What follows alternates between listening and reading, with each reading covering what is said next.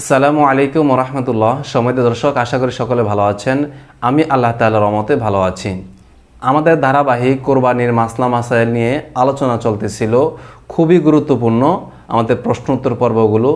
আমাদের অনেকেরই এমন সকল প্রশ্ন জেগে থাকে যেগুলো উত্তর আমরা কোথাও পাই, আবার কোথাও পাই না।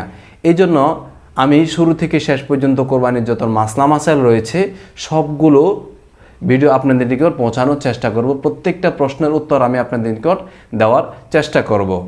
তা আজকে আমরা শিখব যে মৃত ব্যক্তির পক্ষ থেকে কোরবানি দেওয়া যাবে কিনা বা জায়েজ আছে কিনা। হ্যাঁ, মৃত ব্যক্তির পক্ষ থেকে আপনি কোরবানি দিতে পারবেন। মৃত ব্যক্তির পক্ষ থেকে আপনি কোরবানি দিতে পারবেন, সেটা জায়েজ আছে। যদি মৃত ব্যক্তি ওসিয়ত করে গিয়ে থাকে তাহলে তো অবশ্যই দিতে হবে। আর সেটার মাংস খাওয়া যাবে না, সেটা সদকা করে দিতে হবে, দান করে দিতে হবে।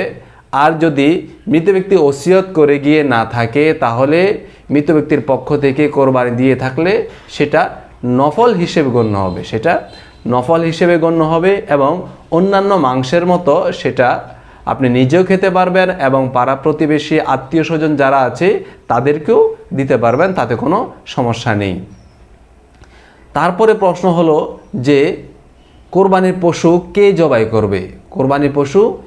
জবাই করবে।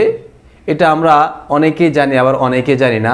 অনেকে মসজিদের ইমাম সাহেবের জন্য, হুজুরের জন্য আমরা অপেক্ষা করি। মূলত কোরবানির পশু কোরবানি দাতা জবাই করা উত্তম। যিনি কোরবানি দিবেন উনি জবাই করা উত্তম। আর যদি উনি জবাই না করতে পারেন, অন্য কেউ কি দিয়ে জবাই করায় তাহলে জায়েজ আছে, জবাই করাইতে পারবে। অন্য কাউকে দিয়া যদি জবাই করায়, যেমন আমরা বেশিরভাগ দেখি মসজিদের ইমাম সাহেব বা একজন আলেম হুজুর যারা আছে ওদেরকে জবাই করা হয়, এটা ভালো খারাপ না, হ্যাঁ করাইতে পারেন, তবে নিজে জবাই করা উত্তম। এক্ষেত্রে কি করতে হবে, যদি কোরবানিদাতা পুরুষ হয় তাহলে সেখানে উপস্থিত থাকতে হবে। কোরবানিদাতা পুরুষ হলে সেখানে উপস্থিত থাকা ভালো। তারপরে প্রশ্ন হলো যে কোরবানির পশু দ্বারা কোনো উপকৃত হওয়া যাবে কিনা। কোরবানির পশু দ্বারা কোনো উপকৃত হওয়া যাবে কিনা, যেমন কেউ হাল চাষ করলো অথবা ওটার উপর আরোহণ করলো অথবা পশম কেটে কোনো কাজ করলো।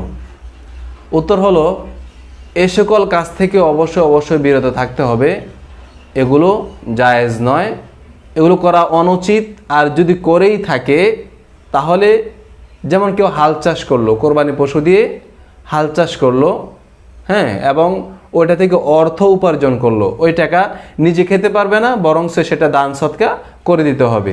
আর সেটা না করাই সর্বোত্তম, হ্যাঁ, সবচেয়ে শ্রেয়, সবচেয়ে ভালো। এটা করা যাবে না।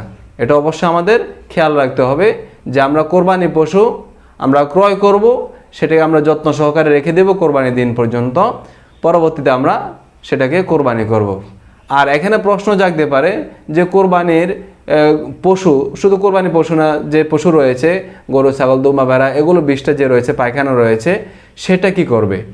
তো ওইটা হিসাব আলাদা, ওইটা মল ত্যাগ করে সেটা দিয়ে অনেকে উপকৃত হয়। কৃষক যারা আছে গাছগাছালি লাগায়, ওইটা দেওয়া যাবে, ওইটা কোনো সমস্যা নাই। ওইটা কি প্রশ্ন হচ্ছে যে এটাকে কষ্ট দিয়ে যে অর্থ উপার্জন করা হবে সেটা নিজে খাওয়া যাবে না, সেটা দান সদকা করে দিতে হবে। আর এটা করা অনুচিত, করার প্রয়োজন বোধ মনে করি না, সেটা অবশ্যই করবেন না। কোরবানি পশু কিনে রাখবেন, সেটা যত্ন সহকারে সুন্দরভাবে পরিপাটিভাবে সেটাকে আপনি সুন্দর মতো যত্ন সহকারে রেখে দিবেন।